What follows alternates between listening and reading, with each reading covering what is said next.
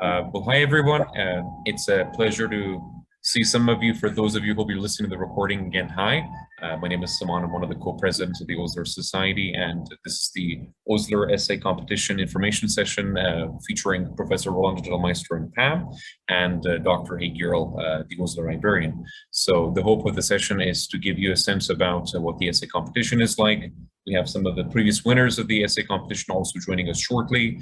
And so if you have any questions about this, want to talk with your friends, it's a really great experience. So we have a relatively condensed but informative session going on, and we're great to see you.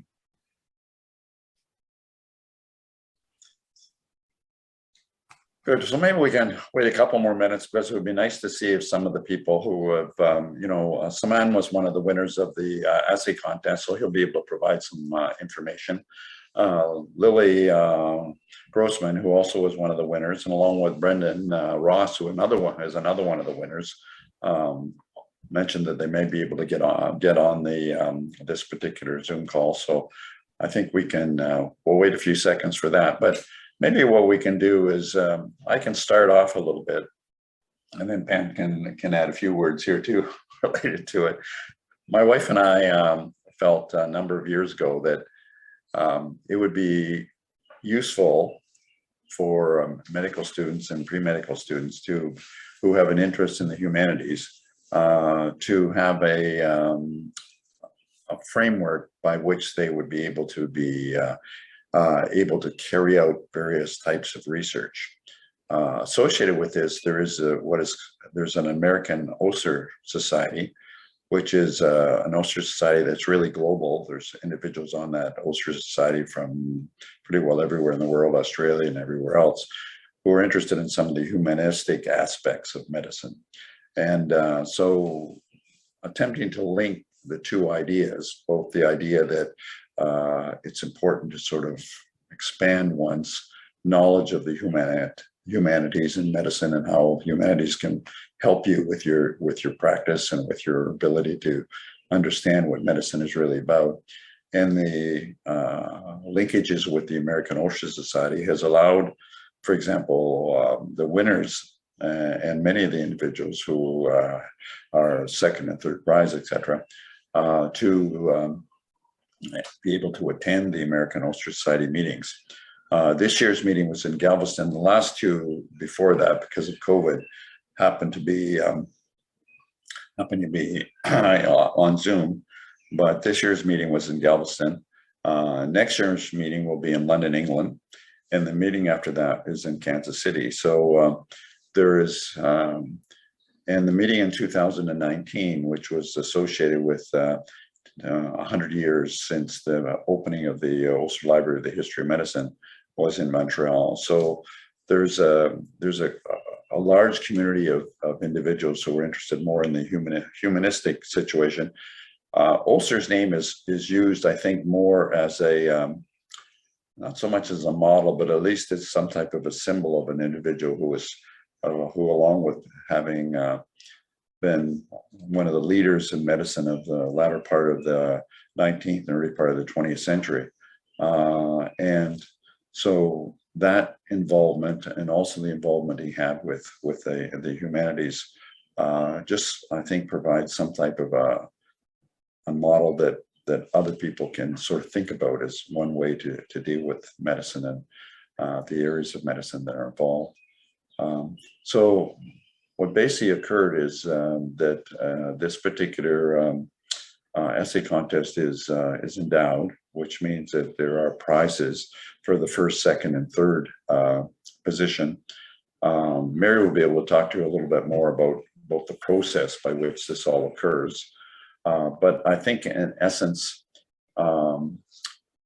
this sort of essay contest allows you to basically explore almost anything that you think is reasonable and that you would like to further explore. For example, Brendan was involved in assessing a Japanese scroll that was associated with an autopsy that was done in the 17th century. And so that's one aspect. There are a number of resources in the Osler Library that are open to you to explore. And Mary can talk a bit more about that. Other winners, for example, have looked at such things as the first sort of birth control booklet that was produced at a university that happened to be at McGill. Other individuals, Saman, for example, talked about Schumann and his bipolar disorder. Lilly Thompson, Dilly Groszman discussed some of the other issues associated with some of the problems that occurred in the 1930s associated with Jewish concerns and problems with bigotry that was pretty rampant at that time. So it's really an ability to sort of, if you can think about something that is of interest to you, then there is the ability to sort of look into that and help to sort of deal with that. I see that Lilly has just come on. So, hi Lilly, how are you? Good. How are you doing? I'm very well. I'm very well. So, always saying, I was just mentioning, Lilly, that that you and Saman and Brendan had been at the American Osler meeting in Galveston and presented at that time, and just mentioning the resources that are available for individuals who are interested in looking into something sort of a little bit different on the humanities side.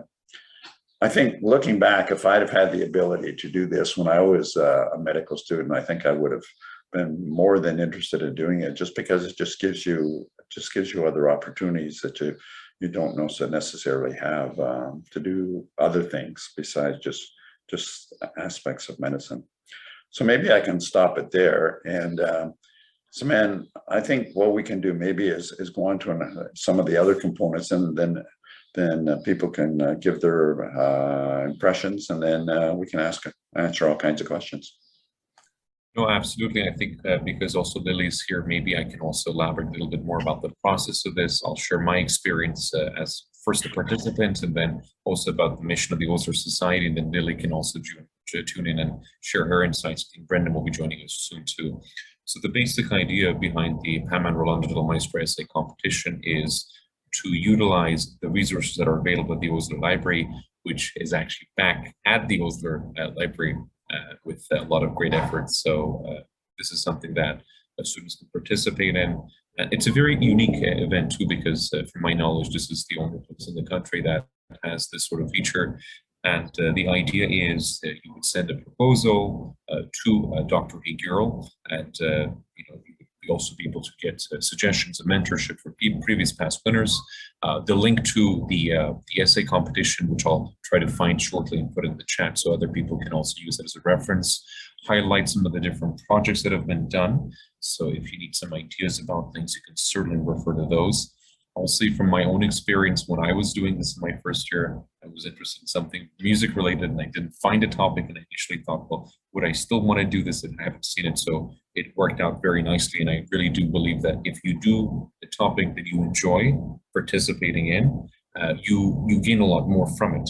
And I think the big benefit of this essay competition isn't that you just write the essay, you also get the chance to be mentored by a faculty member in the respective field. Now, in the social studies of medicine, there are quite a number of experts that are very well versed in different aspects of the humanities of medicine, but that is not, again, only the option available. As I said, I work with the faculty in the Department of Music, Professor Roman Cook, and this really turned out to be a great event and a great opportunity. I'm working on a book chapter now with Cambridge University Press from this, so things can happen very serendipitously without you expecting it.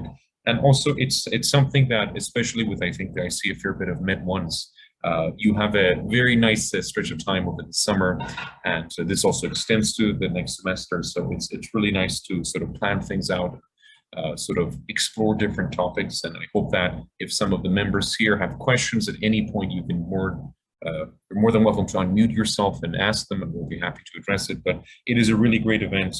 It's a place for you to write about something. It's a place for you to get mentorship. And it's also something that stays with you forever. And the fact that there are prizes too makes it even better. And that really is part of the mission of the Osler Society too, is to interconnect, intersect different areas of medicine, with history, with intellectual pursuits. And Lilly had a wonderful presentation. And as Dr. Del Maestro also mentioned, the fact that you can also attend the American Osler Society meeting is a great plus. I did it in my second year. Brendan did it in his third year. Lily did it in her first year. So you'll hopefully also get a good sense of how that can be possible depending on what year you're in. So that is another option too. And it's something that I think you will really enjoy. You will learn by doing it, and you will do by learning it. So it goes both ways. Those are some of the insights. I don't want to talk too much. I'm certainly happy to share more perspective about my project, but I certainly want to pass it on to Lily to share how the process of writing the essay was for her, what she learned, and even what are some of her key takeaways.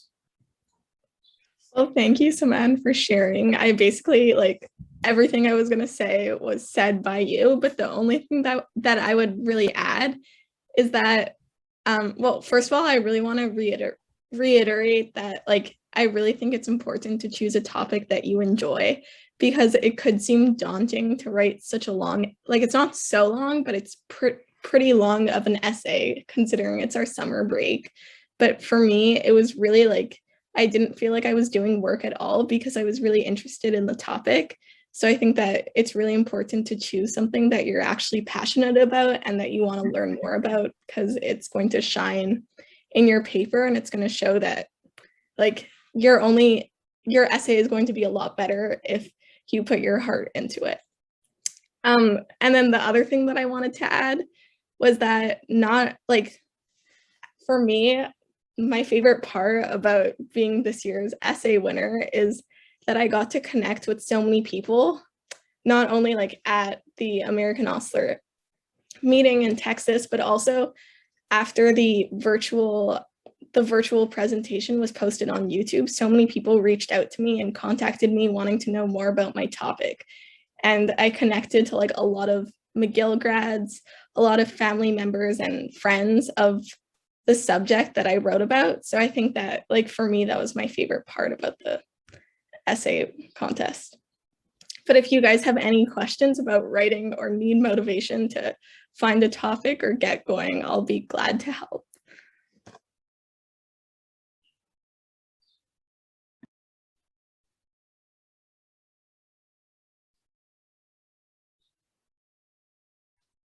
I guess if anyone has any questions now.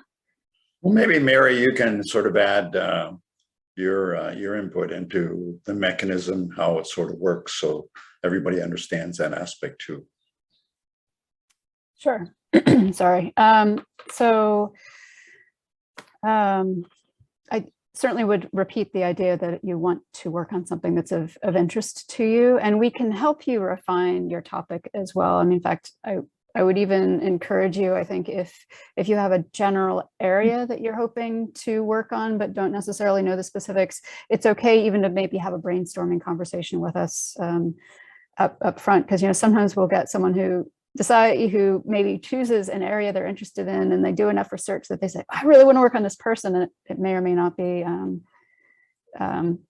that specifically that we have something on. But sometimes we can say, okay, well, we don't have this, but it looks like you're interested in this area, so we can help refine things or steer you in directions of resources that are available. And I think I'd also say that you don't necessarily have, even though of course we want to help you and we're here to help, but it's not always using our materials either. There are people who've written a lot of things using other archives around. Actually, Lilly used a lot of local archives as well. And that's also, I think, part of our role is if we know that other resources exist actually anywhere in the world, part of our job is to help you find those. It's really about engaging in a humanities topic, doing humanities-based research, and hopefully finding a sort of love and inspiration in that. In terms of how it works, again, we have the proposal part to the process because we realize it can be daunting, as Lily said, to do a big essay like this. And so when we see the proposals, it's really to help, it's not to judge them, to say, you know, whether or not, it's really to help make sure that you're on track and that we can help you, either put you in the direction of resources that you might not know are there, because you might want to mention a few things that you think you'll use, but also maybe if we realize it's going to be just too overwhelming, that we can maybe help discuss with you some of the aspects that you might then focus on within it to sort of help you narrow your thinking a little bit earlier on. And it doesn't have to be, you know, the proposal itself, I would say, is not part of the judging process. So it's important, I think, that you do enough to show you've done groundwork and you've thought about it, and maybe tried to do a little bit of searching on your own to see where you go, but it doesn't have to be perfect. And I would say, don't have the proposal be what stops you from participating. I mean, please just, if you want to do it, let us know and we will work it out. Don't be intimidated by that. It's just to get you thinking. In terms of resources, I was actually searching, because in the past I know that somewhere I have this big list that I created that I probably should have turned into a LibGuide, but I don't think I have yet. That I did early in the pandemic of, you know, various databases that we have. And what I'll have to do is, I think, share a link to that later. But local databases that we have, some of which are only, you know, at McGill. So for instance, we have a database that has the entire digitized library of the Royal College of Physicians of London. So you can imagine that if you're interested in military medicine or colonial medicine or early modern medicine, anything that went through the Royal College of Physicians in London, which is a tremendous amount, we have access to that. We actually bought access. We have local, we also have access to, you know, newspapers from around the world. You can look at all sorts of kinds of local health practices if it's in other countries, if it's, sometimes that's a way of getting into Indigenous health questions, which is not a strength of ours for, I think, reasons that are, it's not knowledge that, you know, we are holders of, but there's still ways of using the resources sometimes to get into that. And then also, of course, we have fairly significant digitized collections. I'll put some links in later to like our internet archive, which is mostly books, maybe to our archival catalog, which has a few digitized items, but I would also say we can digitize on demand. So if there's something that you know is going to be really helpful to you, as long as it's not in copyright, we can discuss with our digitization team whether or not it's feasible to digitize it. That has to do with condition and things like that usually, and what their timeline is like. But I think really to say we are here, we have a tremendous amount of resources available to us locally, but also from around the world. I guess I should also say, given the move, you know, we are still officially closed. We unpacked some of the last boxes last week. We are focusing this summer on really getting the library in shape for reopening with the beginning of the academic year. We have fairly large sections. We have to make sure they're in the right order. We're actually bringing a bunch of sections together. You don't need to know that other than to realize that we actually have a lot of work to do behind the scenes. So our sort of open days might be a little bit limited. When we have researchers in, we try to bunch them up, but don't have that be a, again, don't be put off by that. Just, you know, communicate with me and I will definitely do my best to accommodate you and to invite you in for a discussion, or we can have Zoom discussions as well about your topic. I think that's just begging a little bit of forgiveness and patience. If maybe sometimes it'll take me a couple of days to answer an email if I'm like on my feet all day long or something like that. But, you know, we are here, and please, you know, nudge me as well if you need to. So I will stop with that. And maybe, Mary, you can talk a little bit about the issue of having a mentor or, you know, an individual that will help you during this process, because I think that's also important. Oh yeah, sorry. So part of what we do too, and I think we'll be relying, you know, partly again, because we're in the midst of moving on a slightly larger team of networked people, which is probably good for you all this year, is when we get the proposals, sometimes people already have a mentor that they know they want to work with. And I think it's good if you can start thinking about the kind of professor you might want to work with, or if you know someone already, you know, is it a music professor? Is it someone in anthropology or sociology or history or English? And maybe do some searches on the McGill. It doesn't have to be a McGill person either. If you're somewhere else and you have a former professor that you really want to do a something with, you can. But we are also here to help with that. So again, if you don't have a mentor, we can look at your proposal, talk about it, and then think about who might be a good person to guide you through it. And actually, speaking of that, someone who can't be here today, but who is one of our curators and has mentored people in the past is Dr. Richard Fraser from the Maud Abbott Medical Museum, who's also a pathologist. And he'd mentioned, for instance, that, and I'm just looking at some notes that he sent to me to share if someone's interested, that there was in 1928, there was a book of poems that was given to a 14-year-old patient, tuberculosis patient, tuberculosis of the spine, actually specifically, and who was at the Shriners, of course, just up the road here. And I'm just seeing, I guess he was thinking that this was something that could be the kernel of, or, you know, sort of this could be a jumping off point for a bigger, for an essay, both on the experience of that particular patient, but maybe also the experiences of maybe, you know, maybe a bigger, you know, looking at certain aspects of the history of the Shriners, or maybe looking at how, you know, younger patients with certain particular kinds of tuberculosis could be treated. But, you know, again, it's an idea that sometimes you can have one source and you can jump with it, but that's sort of something that one of our frequent mentors already has sort of in the bag, that if someone is interested to reach out for more information about. And again, I would just say, if you're wondering about certain ideas or just vague areas, feel free to drop me an email. I'll also put that in the chat. Because I might have some ideas of where you might go looking to do your initial explorations for more information. I mean, we have, you know, some war letters, their diaries, photographic information. We have public health reports from Quebec and Montreal that have such an incredible wealth of information. It really is pretty much anything out there. Just this question of having the sort of the creativity and the knowledge to know how to get at it. So nobody's mentioned prize money. Whose job is that? Well, we can do that. The initial, you know, maybe we can talk a little bit before we do that, Mary. Maybe you can sort of mention how these essays are judged. I think that would be useful for people to know. Okay, so every fall, I bring together a committee that's usually combined faculty members from usually, you know, places like history, social studies, medicine, or, you know, humanities-based faculty, and also some members of the board of curators of the library. And so they are essentially our expert panel, and they read through the essays, and they have a scoring grid where each person will judge the essay.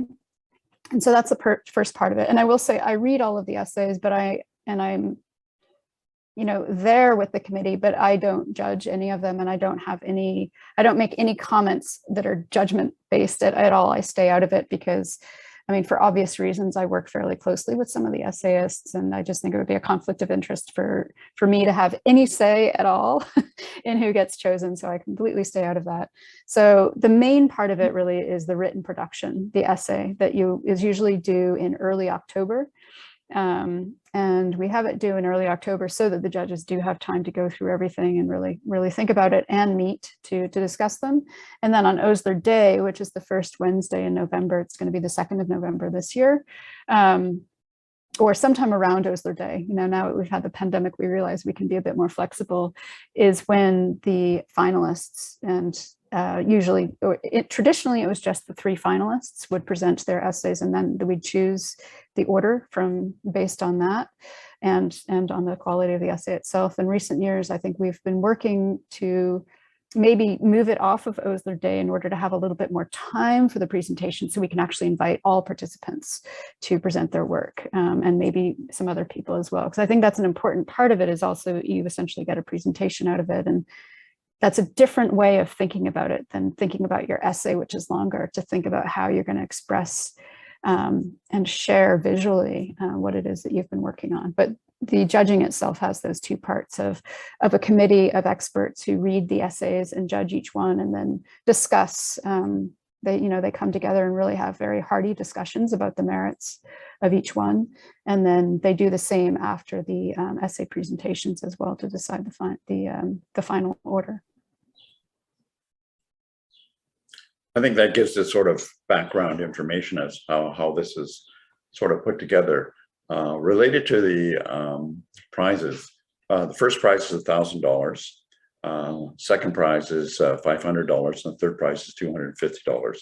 There have been some years where there have been ties. In other words, two individuals who have both, let's say, ranked number one, and then $1,000 was given to both of those particular individuals. So the money is one aspect of it, but I think the more interesting part about it is that if you, for example, are one of the three winners, there is a potential that you, if you wish, number one, you can consider putting your essay, an abstract from your essay, into the American Osler Society, and that essay has to be put in sometime after the November 1st or November first week in November sort of time period for the essay presentations.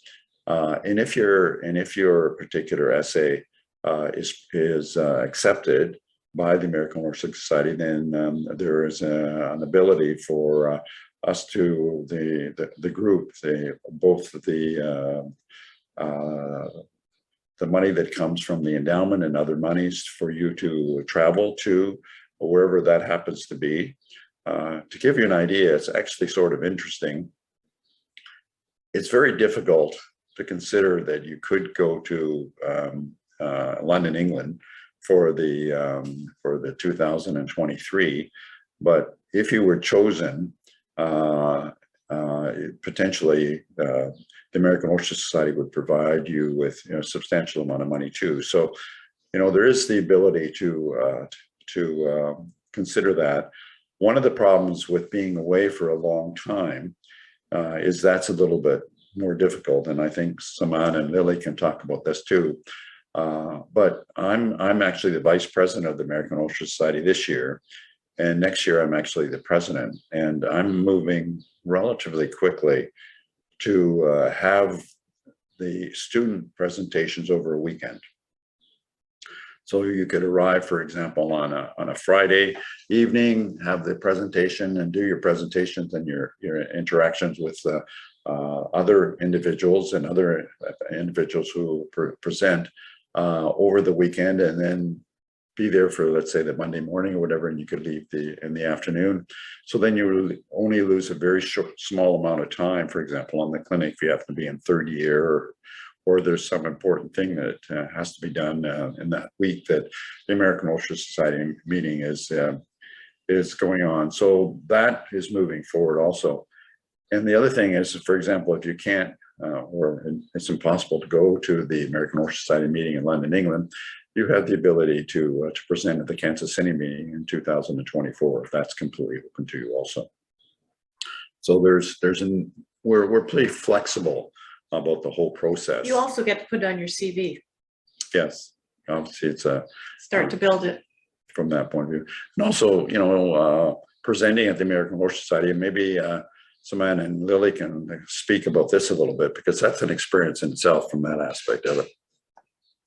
For sure. I'm just going to also add, in addition to Pam and Rolando's comments, the first place winner also wins the medal. So there was a very nice, very heavy medal with your name engraved in the back. It's very beautiful. So I'm just going to say that too. With regards to the experience of the conference, it is technically an international conference. People from North America presenting. There's a very wide range of physicians in different disciplines that are present there, and they've been there for quite some time. I mean, Lilly and I, this was our first time presenting at the conference. It was a great experience, just taking a break from medicine too. I think that's also very nice, and it's a very productive use of your time too. So it's something that you can experience, and especially people in the first and second years, I think it's going to be much easier. Even people in third and fourth year, Brendan has done it twice, if I'm not mistaken. So if there's a will, there's a way. And it is something that you can really diversify. So with both the presentation and the essay, and also the Osler meeting. So those are 3 different things that you could potentially, if you're interested, list on your CV. So I think it's a really great opportunity to really take advantage of. I'll pass it on to Lilly.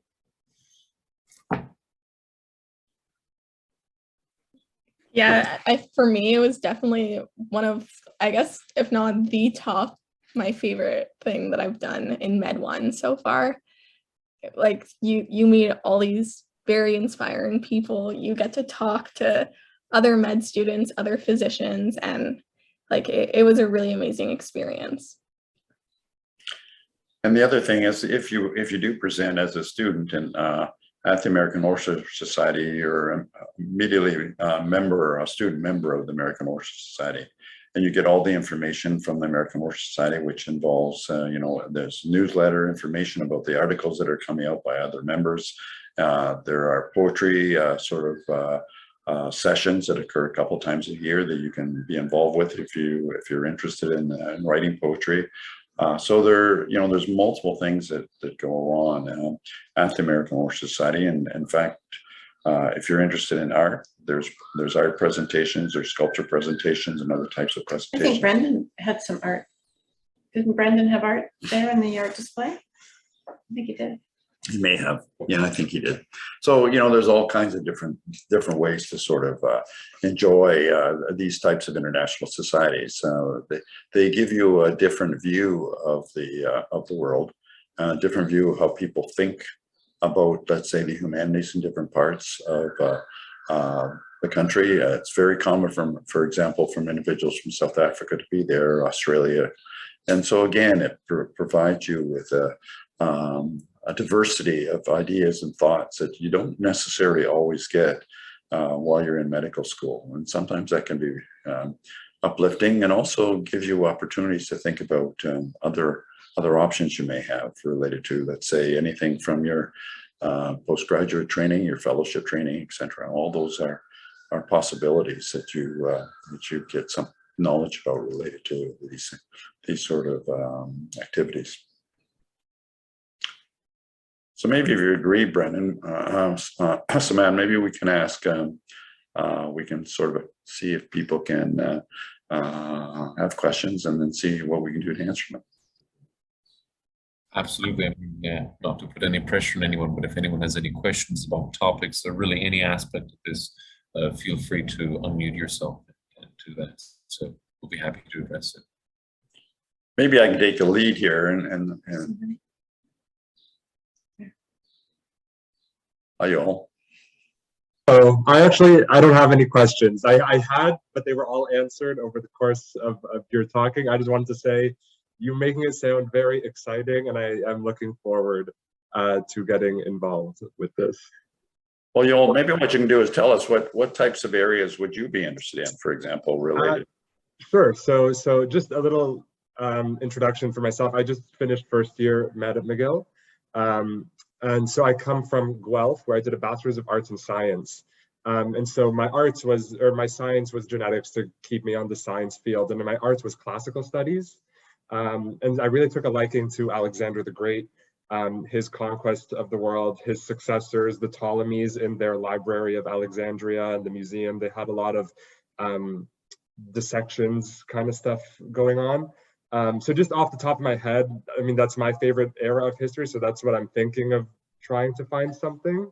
But yeah, that's generally the topic I'm thinking of right now.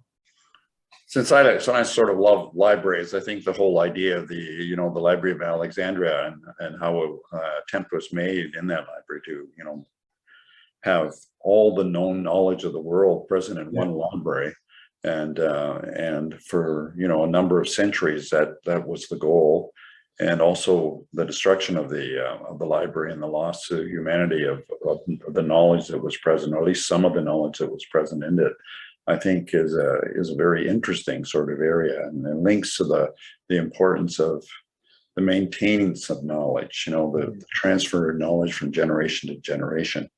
And that's what libraries sort of do. That's their role, to maintain sort of at least an aspect of the cultures and other activities of each individual sort of group that they're associated with. So I think those are very, you can see how there's so many different things you can think about in that.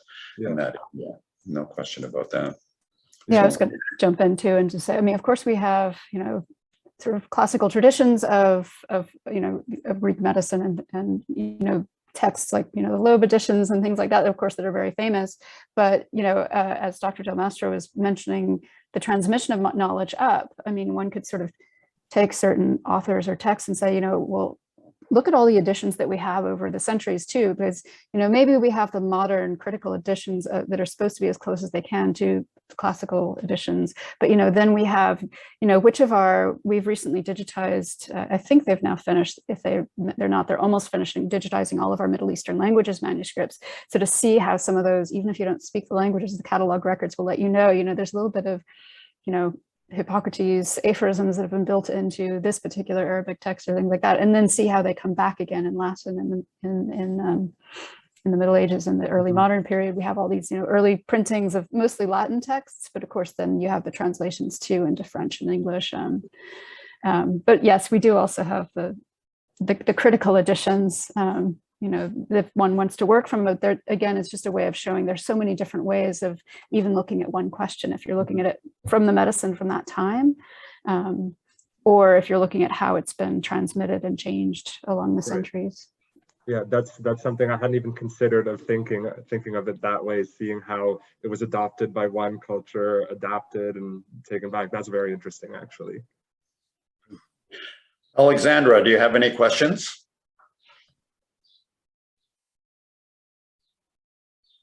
No, I don't currently have any specific questions. I'm kind of just thinking about what I'd like to maybe write about, and I'll just keep kind of working on that and doing some research by myself, like a little bit.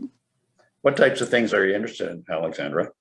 I personally really like dermatology and anything linked to the diagnosis process on different types of like skin, like black skin or like different types of skin, which has affected in the past diagnoses and stuff like that.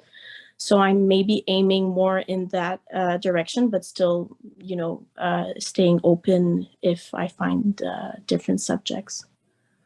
Well, the whole area of dermatology, and especially the fact that, dermatology is a very, very visual, let's say, specialty. The idea is that you look at the skin, which is, on the outside of the human body. You generally don't cut into it very much as a dermatologist. You certainly do biopsies and things. But what's fascinating is the early books on dermatology are very, very let's say, beautiful from the point of view of adding various types of information to them. And the drawings that were done for them, the coloration that is involved with them. So that whole area is quite a marvelous sort of area to be interested in.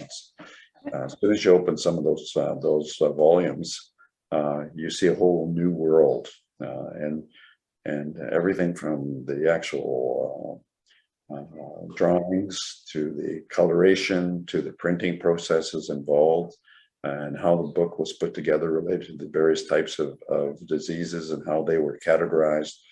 That I don't think we've had anybody, Mary, I don't remember anybody looking at that area in the past, and that would be a marvelous area if you were interested in looking at that. And I'm sure that there are a number of dermatologists who would be more than happy to help you with that one.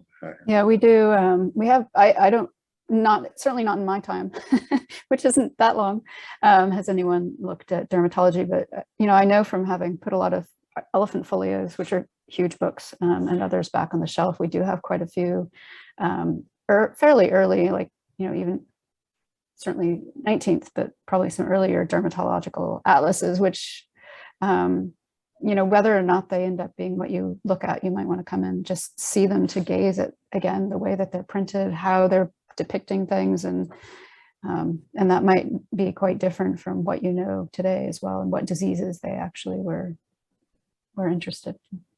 Thank you. That's really good to know. Thank you. Yeah, that whole the whole area of dermatology and its representation and how it's influenced other areas. You know, if you think about it, there's many different diseases that are involved, you know, on the skin. Neurofibromatosis being one that involves the skin, but also involves multiple other organs, and so there's a whole sort of knowledge base of individuals that have gone and looked into these things, and then of course it moves into the genetics too, how that's occurred too. So if you're interested, I'm sure that that Dr. Yearl can find all kinds of interesting things for you to look at, and then you can think about ways. I think the only suggestion I would have, both to anybody doing this type of work, is that one of the problems a little bit is to focus your talk and also your essay. And the reason for that is that most of these areas are very, very broad. And other individuals have also, most of the time, have written something about it, not all the time, but something about the area that you're interested in. And so the secret is, you know, to try to find an area that you're interested in, and then find some sub area within that area that excites you. And then if that's an area that you would like to be involved with, one of the advantages of that is then you can put that into, you take your essay and put it into sort of a manuscript. The manuscript, for example, can be submitted for publication. Brendan, for example, has done so, and his manuscript associated with one of his presentations, the American Osler Society, is going to be published next year. So, you know, again, you can see how you start with an essay, with you know, mentors and people that help you, and then what happens is if it gets to the point where it will actually increase the knowledge base of the world in that particular area, it can be published, and that goes on your curriculum vitae. And again, you know, what I tell students all the time is, you know, people can take lots of things away from you, but they can never take an article that you publish and you put your effort into. That will be there to the end of time. And it's something that is sort of like, you know, you can't necessarily, you know, pass on very much, but you can pass on that particular aspect of knowledge to the rest of humanity, which I think is part of the process of science in that aspect. Megan, your thoughts? Yeah, I actually have I have a quick question. I just wanted to confirm that we're not really in charge of connecting ourselves with a mentor, because I'm coming from Med P now, so I'm entering the faculty next semester, so I don't really have an extensive network of professors that I know yet. So if I do submit a proposal, I will be matched with someone. Yes, okay, so I don't have to do any of the looking and doing. Yeah, it's okay. If you already know or have done, that's great. But yeah, if we will definitely help you find someone. Okay. Yeah, I mean, this is very interesting. If I have to say what I'd be interested in, I have to think about it a little bit more. I think recently I've been really interested in medical assistance in dying. So maybe doing something about that, about kind of how physicians treat death and how we think about death and suffering and how we define suffering. And then, or I'm also thinking maybe something more gender related, maybe, which I'm also interested in. I know I was reading a lot recently about how for years this scientific and medical establishment didn't really consider menstruation when performing clinical studies or drug testing, which is a really big deal if you think about it, because women spend a lot of their time menstruating. So maybe something about that, or yeah, and kind of how that intersects with misogyny within the medical field. Yeah, that's a very, very large topic from that aspect. There is a fascinating aspect related to the dance of death, which is a whole sort of series of images that have been really from the Middle Ages and onwards to sort of see how death really affects all individuals, in various art forms, and have developed around this. That the death is the equalizer. It is in one way the equalizer of all individuals, whether you happen to be a king or you happen to be less than that. The death is this, in one way, is the final and all that whole aspect of the process of each individual human. And it has it has obviously had various aspects of it that we don't deal with very much at that time, and people are looking more into how these aspects are occurring. But you know, this is a very interesting topic, and something as a physician, and certain almost all physicians are going to have something to do with this. And the vast majority of physicians have something to do with death at some point in their training. That's just part of the process of being a physician. The concept of hospice and palliative care came out of McGill, and not that long ago. Amazing. Really the first in Canada to recognize those words. And also the idea of, you know, the first sort of descriptions of how to deal with the dying patients, etc., came out of McGill too, first handbook. So there's, again, a huge amount of information available there. And some of these individuals who are involved in this are still alive. Mhm. So that's an interesting Dr. Mounts. Yeah, Yeah, I was gonna say that is another aspect, is that depending on the topic, sometimes, you know, you can have even an oral history aspect of it, or talk to someone who can help inform your research. You know, one of the individuals that I'm working with for another project, for example, is interested in Penfield and how he was involved in training physicians. Well, there's a number of physicians who actually were still alive who were trained by him. So, you know, one can begin to actually, you know, talk about this as in an oral way. You know, how did you feel? And I think, Mary, too, probably, you know, it's going to be important for the library in some way in the future to sort of, again, be involved in these ideas of oral histories, because when these individuals are no longer present, the only way we're going to know about them at all is because of what they've written or other aspects of what people say. But in one way, it's going to be interesting in the future to find out, if, you know, to actually get their feelings about how they did this or why they did that.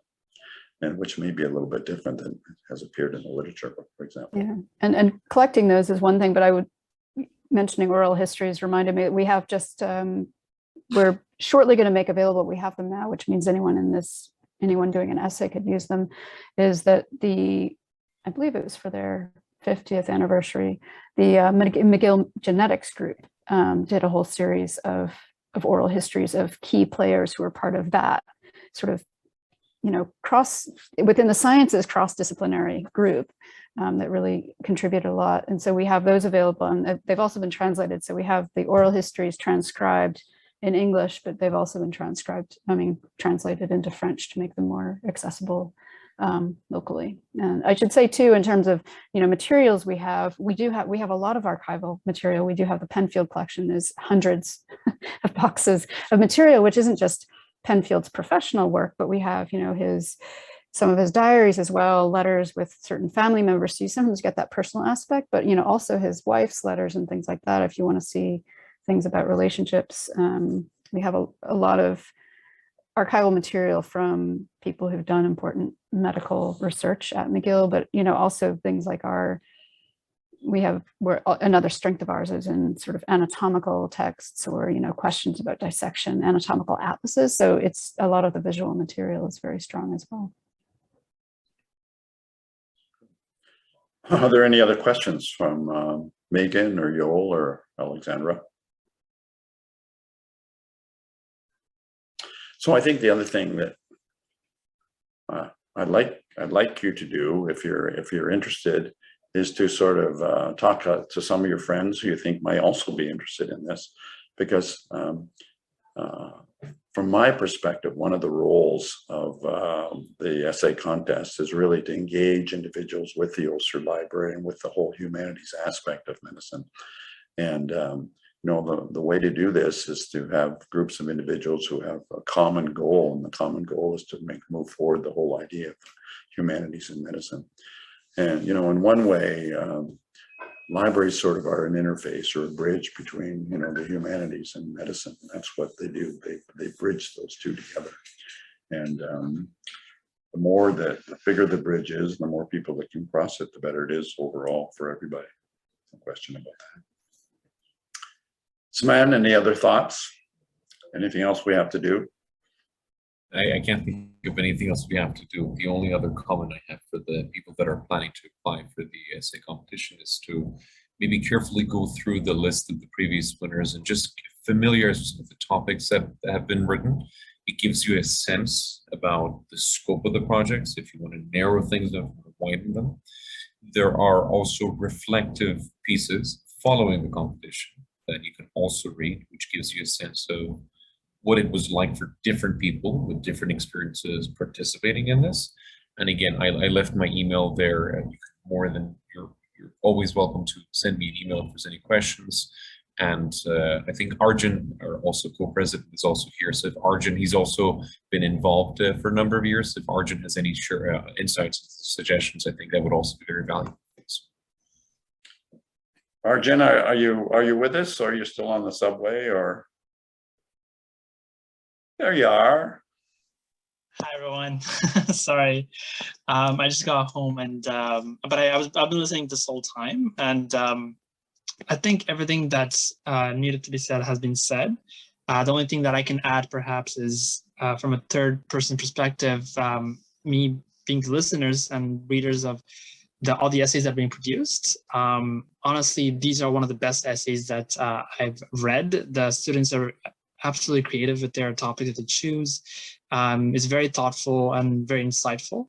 And I urge anyone who's interested in applying to apply and to see, it's no harm done. Like try it and see what you like, and you get to learn more about the topic that you enjoy.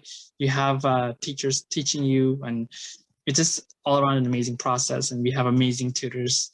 We have amazing support from like Dr. Hurl and so on and so forth. So honestly, apply. That's my only advice. I should also jump in. Mentioning the reflective pace makes me realize I kind of forgot to mention that earlier as part of the contest process. That's another part that we see as being very important, but that's not graded. It doesn't count into who wins, but we think it's as you come to the end and you've put your essay in, you do submit it at the same time, a short reflective piece sort of on, maybe the process, what you've learned, things that surprised you. Again, there's a lot of flexibility and variability in terms of what you decide to bring out of it, but it's supposed to be your own sort of personal response to the process of going through the essay contest. And you can read past reflective pieces online. And if you go to previous sort of a few years back, it hasn't happened as much with more recent winners, partly because of so many of our recent finalists have been looking to publish their pieces fairly quickly. And so therefore we haven't published the essays usually online. Once people do publish them, we really hope to have links so that we can link to the published essay. But if you look back in previous years, some of the earlier years, you can see some of the essays that were submitted when people allow us to put those on, which we're also very happy to do. If you have something where you don't necessarily want to submit it for publication, you can either submit it for us. We have a newsletter at the library that comes out a couple of times a year. We're really happy to, and it doesn't have to be an essay. Even if you don't finish the essay contest, if you did something where maybe you have a shorter piece and you think you'd like to present that, we're happy to do that. And there are other places as well. But yeah, the reflective piece is another part of it that I think for you personally is a good opportunity to reflect on how it's gone and what surprised you and how meaningful it's been, we hope. But it's really, we want it to be a positive experience and just something that gives you another kind of meaning in your journey through medical school. Yes, on that note too, because I'm just about to submit my manuscript, if you'd like to directly reach out to me, I'm happy to also share my essay if it helps. It's on the website, but I'm happy to share that if it is of any use to any of the participants. So you're more than welcome to do that as well. Any other questions? So I think as far as Pam and I are concerned, we encourage you and any of your friends who you may know who have interest in these areas also to participate. This year is a little bit new in the sense that pre-med students can be involved in it this year, and also students who have been accepted into McGill Medical School. So it's another group of individuals are allowed, well, let's say not allowed, but at least are encouraged to be involved in the process. Let me put it that way from that aspect. And we hope that more and more pre-med students will be involved in this, and more individuals who have been accepted in McGill Medical School but are not actually in first or second or third year can also be involved with the summer to do their particular projects. It just expands the whole scope of individuals, and getting them when they're earlier in their career, and then maybe have a little bit more time to do these types of things too. Okay, well, I think from Pam and I's perspective, thanks everyone for being on a Friday. On a Friday at 4 o'clock, and we wish you all the best for the weekend. And thank you very much to Saman and Lilly and Arjan, and also to Dr. Yearl for taking the time to be involved with this. And as I said,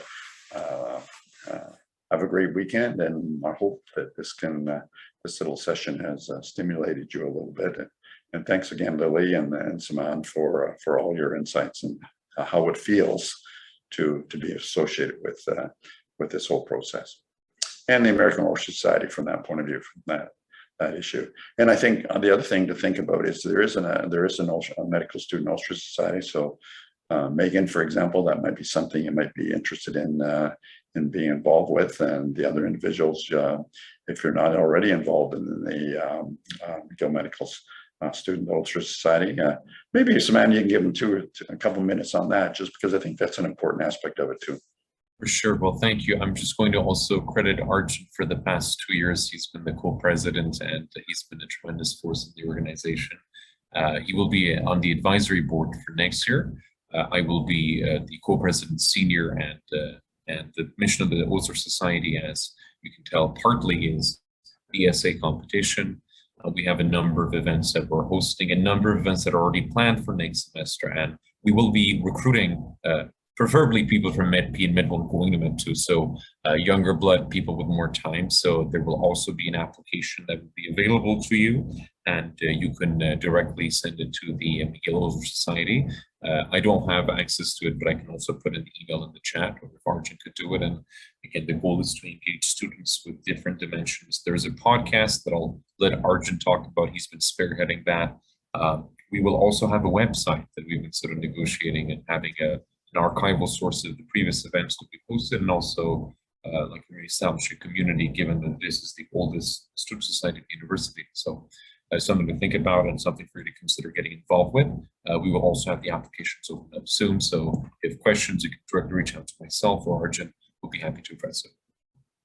Arjun. Yes, exactly. So just a little bit briefly touch upon the podcast. So thus far, we've worked on a podcast series where we have 3 episodes created for based on the Aboriginal health, and it's actually something that we pitched it to McGill UGME and has been included into the curriculum, actually, into the putting it all together curriculum part of Med4. So it's something that we plan to keep producing more as in different topics. So if you guys are interested, obviously, like you can get involved. There's being part of the committee, being part of also society also comes with a lot of, freedom to kind of explore all the things that you want to. And, this essay is one thing that shows that we want you to be thinking about other things than just medicine. So honestly, like to keep an eye out for things that are coming out. It's going to be a lot of interesting topics that as someone had mentioned. As also, like, if you have any questions, obviously, like, feel free to contact me through either the email, the McGill Osler Society email, or on Facebook if you can find me, and I'll be happy to help you, honestly. Is there anything else, someone that I missed? Comprehensive as always. Again, I'm just trying to type in and give you the email address so you can reach out. And also there's a Facebook page. I think some of you have already liked it, so you will find the updates for the position both on the Facebook page and also on the groups. So that's something that's probably going to happen as soon as I'm done with my exams. We're going to have a conversation with Arjun and also have this available. We're not part of the MSS, but we work with the MSS. So that's the other thing. And I think that's pretty much everything. And the recording will also be made available later, I guess, for people that are watching this later on. Hello. And if you have any questions, you can reach out to us, and we hope that you all participate. And if there needs to be any more questions in any kind, feel free to reach out. We're always happy to help. I think that should be everything from my end. Thanks, everyone. Pam and I wish you all the best for the weekend and all the best in next year medical school for people who are already in medical school, and for people that are coming into medical school, all the best in your first year. All the best. Take care now. Bye-bye now.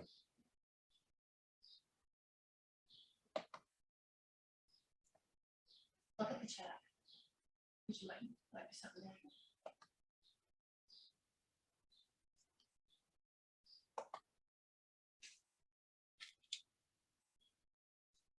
Just a lot of thank yous.